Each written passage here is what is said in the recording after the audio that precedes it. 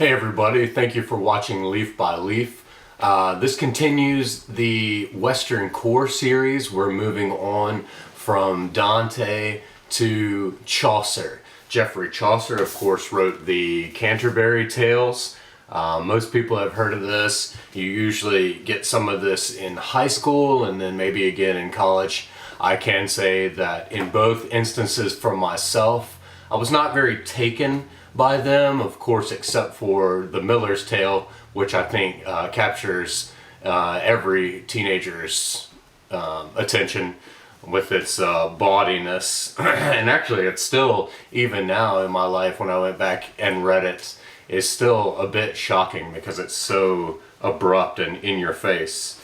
We'll get to that in a moment. Chaucer was roughly a contemporary of Dante. We're in the 14th century. Like Dante, he was a man of means. He was a courtier. Actually, he was a lot of things. And his definitive biography by Donald R. Howard, Chaucer, his life, his works, his world, goes on to outline how Chaucer is actually, his life is actually very well documented for posterity, as he was a member of the court. And we're seeing this more and more, of course. Dante has a lot of extant documentation on his life. Now Chaucer does. Oddly, however, in the next video when we move on to Shakespeare, we'll see that his is comparatively lacking, but there is some nonetheless. But Chaucer, he was many things, and but one of them, of course, was a Middle English poet. And so let's start off, however, with some advertisements from various folks. So from the introduction of Bloom's Modern Critical Interpretations, he says, "Except for Shakespeare, whom he, Chaucer, profoundly influenced, Chaucer is the major literary artist in the English language." From the introduction to this Penguin edition, this is a modernized English edition by Neville Coghill. He says, "No English poet has so mannerly an approach to his reader." And also, all of Chaucer's heroes regard love, when it comes upon them, as the most beautiful of absolute disasters, an agony to be as much desired as bemoaned, ever to be pursued, never to be betrayed. That's a beautiful and succinct statement for a lot of what we get in here. From the Lifetime Reading Plan by Clifton Fadiman, "As Dante's great poem is called the Divine Comedy, so Chaucer's has been called the Human Comedy. The prologue is perhaps the most delightful portrait gallery in all literature." And by that he's referencing the roll call of all of the principal pilgrims that will be going on this pilgrimage and telling stories. And he also says, "Chaucer is a perfect yarn spinner, the founder of English realism, and an entrancing human being." Chaucer's entry in Harold Bloom's Mosaic of 100 Geniuses, profoundly impressed and cheerfully irritated by Dante, Chaucer created a parody of Dante the Pilgrim in Chaucer the Pilgrim of Canterbury Tales. And indeed, again, like Dante, Chaucer inserts himself as a pilgrim into the work. From the Western Canon by Harold Bloom, "Turning from what is overpraised to what cannot be overpraised, the Canterbury Tales is a remarkable tonic." From Michael Dirda's Classics for Pleasure, "From Chaucer and Cervantes to Joyce and Proust, all good company for this Western Core series. Our greatest comic writers don't simply make us laugh, they show us what it means to be human." And indeed, like we've been hearing, realism and so on, this is a very human book. And it covers the whole spectrum of humanity, of course, focusing a lot on the comic and absurd, and really, in some cases, anticipating Rabelais' Gargantua and Pantagruel. From his definitive biography, it says, "Of all the writers, Chaucer has had the greatest influence on English literature. He stands at the beginning, the father of English poetry, as Dryden and Arnold called him. Chaucer, unlike most writers I fear, led an interesting life. Among all of the different modernizations of Chaucer, or like my Everyman edition that maintains his original Middle English and just gives little annotations for some of the harder words. For the true student of Chaucer, there really is no other choice but the Riverside Chaucer, and this is my tattered, well-used edition. This is the definitive work on Chaucer, and this actually includes way more than the Canterbury Tales. It includes everything that he's written and all of the fragments. But from the Riverside Chaucer, we get this extract. Inspired and perhaps influenced, but certainly not distracted by the world around him, Chaucer yet found time to write thousands of lines, among them some of the best poetry in English. From this nice little history book / biography, Chaucer's Tale, 1386 and the Road to Canterbury, we get Chaucer may, in fact must, be seen in double vision, as the medieval poet that he was, and as the poet of permanent things and enduring stature that he inspired to be, situated in the then of his own time, but also speaking to the now of ours. And this is, of course, something that marks all of these great works in the Western Core series, is that they're still relevant.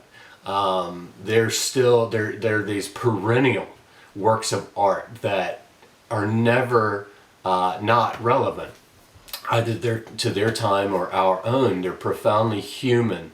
They're expansive of consciousness. And then finally, even though this isn't really a general comment on Chaucer or his work, I love this from a scholarly essay called Confusion of Orifices in Chaucer's Miller's Tale by Louise M. Bishop. Chaucer uses sensual confusion to poke fun at the limits of human knowledge. And we'll see this over and over and over in the tales. Now, like I said earlier, Chaucer is usually most remembered for the Miller's Tale, for its shocking ribaldry.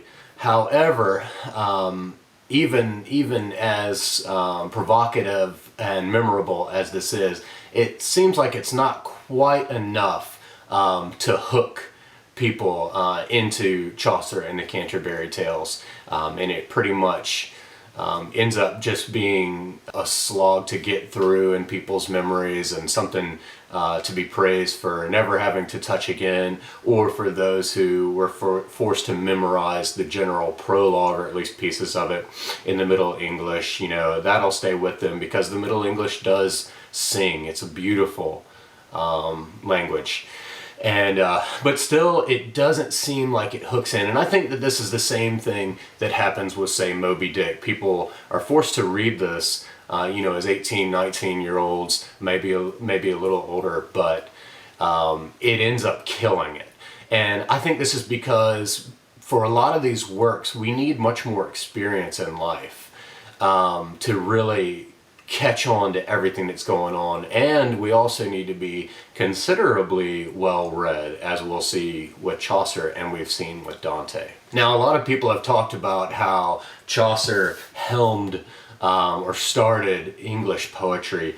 That's not quite true. As we read about in the Riverside Chaucer, English had actually been in use in poetry and prose for at least 6 centuries before Chaucer began to write.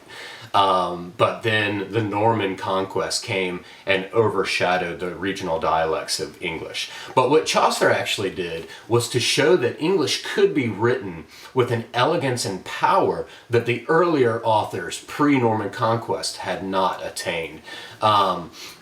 So Chaucer, again, kind of like Dante, denying the preferred Latin of his day for his own Tuscan in the Commedia, we see that Chaucer denies the more accepted French of the day for this type of high literature, and chooses to prove out that the Middle English can indeed sing. In a nutshell, the frame or wrapper for this kind of reminds me of the Arabian Nights, staving off death by telling stories, basically. So there's this wrapper story about her entrancing her captor with story after story. In the same manner, though not a life or death situation, the host of these 30 pilgrims has established a way of killing time on their pilgrimage to and from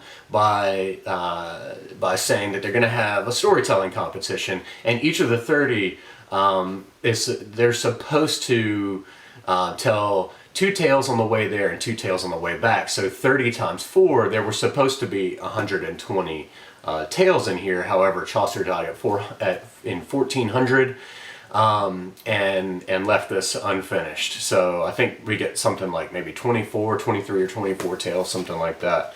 And the more one reads these and really begins to appreciate them, the more one wishes there were more.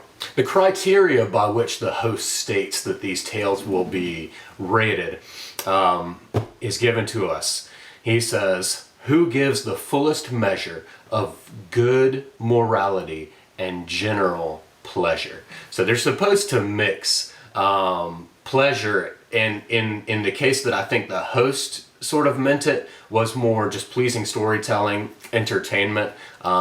Maybe he had a little bit of innuendo in there. Maybe he was being suggestive, because there are many times where one of the pilgrims begins telling a tale, and it's very ultra serious, and the host will interrupt them and basically say, "Listen, you're killing the mood. Someone tell us something more like the Miller's Tale." We never quite get anything like the Miller's Tale. The closest we get is the Wife of Bath, but the Wife of Bath is way more profound and interesting a character. Like Dante, again, I said earlier, we will see, and as we will see later with Shakespeare and Milton and Melville and so on, Chaucer has seemingly all of history, literature, theology, and philosophy at his disposal. There are many references to Homer, Aristotle, Virgil, Livy, Petrarch, Ovid, Augustine, Suetonius, Lucan, Valerius, and the Bible. It's amazing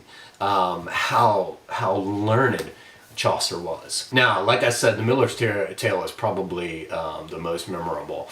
And it begins, the very first person to tell a tale is the knight. And at this time, we have to remember, this is the English court in the 14th century. And we have to remember that chivalry, nobility, knighthood, heraldry, these are all things that are highly prized at the time. And indeed, the Knight's Tale is immersed in these types of things. But then directly after that, we get the Miller's Tale. And within the first few pages, we have this character grab Allison by what Coghill translates as the quim. And we look in the Riverside Chaucer, pudendum is the word they use, which is just a Latin word meaning a pleasurable outer object. So, I think because it's in the singular, this is basically her lower portion and not the upper portion, but it seems to come out of nowhere. This fellow just grabs this married woman by the quim, and this is our first smack across the face by the Miller's Tale. Like, oh, okay, we just went from the Knight's Tale in this very high literature to now we're down here. And this is, of course, indicative of the fact that Chaucer really gave us a wide sweep of personages and characters back then. He wasn't content to just talk about nobility, but he wanted to go high and low and everywhere in the middle. And overall, these stories, they're raconteurs, put on display all of humanity with all of its paradoxes and lows and highs. And as the host says, and this is great, this is showing Chaucer's thought that really anybody can tell a good tale. It doesn't just have to be you know, a poet or someone of nobility. As the host says, now isn't it a marvel of God's grace that an illiterate fellow can outpace the wisdom of a heap of learned men? Ovid is an overwhelming source, again, in these tales. They are rife with transformations. I mean, they start off with the transformation that April brings, and from March to April to May, we get a lot of those three. And I think this is because there was a conception religiously that God created the world in March. And if we think about the way that our calendar is and how October has that octo, which is 8, and November has novo, which is 9, and then December has deci or deca, which is 10. This is indicative of the fact that the year used to be March to December. So December was the 10th month, and we only had a 10-month year. God created in March, and the year ended in December. So that's really interesting. I would maintain, of course, that even though I read this in the modern English, I've taken stabs here and there when that April with his Chaucer's sutta hath pierced to the root, whatever. I haven't memorized it, as you can see, and I don't really know how to pronounce it that well. However, when I've taken the time to consult pronunciation guides in the Middle English and keep my Middle English everyman side by side and actually attempt, you start to hear how beautiful and elegant this language is. However, it's a very slow going for me to do it that way. Chaucer is a master of his craft. His work stands centuries later as the genesis of English literature and continues to speak to us through the ages. Now, let's go through some of my notes that I've written here. We see in The Knight's Tale, we get this line, "The first great cause and mover of all above." This harkens back to Aristotle's concept of the unmoved mover. And just like with Dante, still in this time, I say still, but they're the same century, they're pretty much contemporaries, but Aristotle was the philosopher of the time. In The Miller's Tale, we also get an anticipation of Don Quixote. It says, how fancy throws us into perturbation. People can die of mere imagination, so deep is the impression one can take. And we'll see this happen to Don Quixote. In The Man of Law's Tale, we see that Chaucer inserts himself. He says, but Chaucer, clumsy as he is at times in meter and the cunning use of rhymes, has told them in such English, I suppose, as he commands. So this is interesting. This is a bit of self-deprecation on Chaucer's part. He's saying that his rhymes can be clunky, but overall, you know, he's an adequate poet. Dante is explicitly cited in here. So again, we have this recurring theme across all of these authors of the Western core, where they each subsume or bring in their predecessors. And it says, of this tragic tale, those who wish more on a nobler scale should turn and read the great Italian poet, Dante by name. So he not only subsumes him, but he does acknowledge that for Dante it would be on a nobler scale. Now, The Wife of Bath. This is a standout. It stands with The Knight's Tale and Miller's Tale and some of the others that are usually given to students. She is the precursor of 20th century feminism, and she uses the Bible as an argument for this. So, for example, she says, if Abraham and Solomon can have all these multiple wives, then why not I, the wife of Bath, be able to have all these husbands? So this anticipates equality and the blatant contradictions that men impose on women. She also, at the very beginning, presages American self-reliance and independence. She says, if there were no authority on earth except experience, mine. For what it's worth, and that's enough for me, all goes to show that marriage is a misery and a woe. So she's saying, it should be based on my own experience, and that's enough for me. She has these great double entendres in here. His pleasures were my profits. I concurred, even assumed fictitious appetite, though bacon never gave me much delight. It's masterful. Now in the end, what she's working towards is she's giving this, I don't know if you call it a moral dilemma, but she's working up these two choices. Basically, would a man choose a wife that's ugly but faithful? Now, and all through here we see this anxiety of cuckoldry.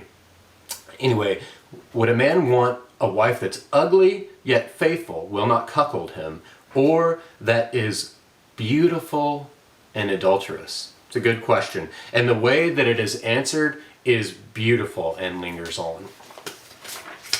Let's jump ahead to the close, where Chaucer comes in, and this is the best part of the whole work. Of course, you get through all these tales and you're rewarded with Chaucer himself revoking the Canterbury tales, those that tend towards sin.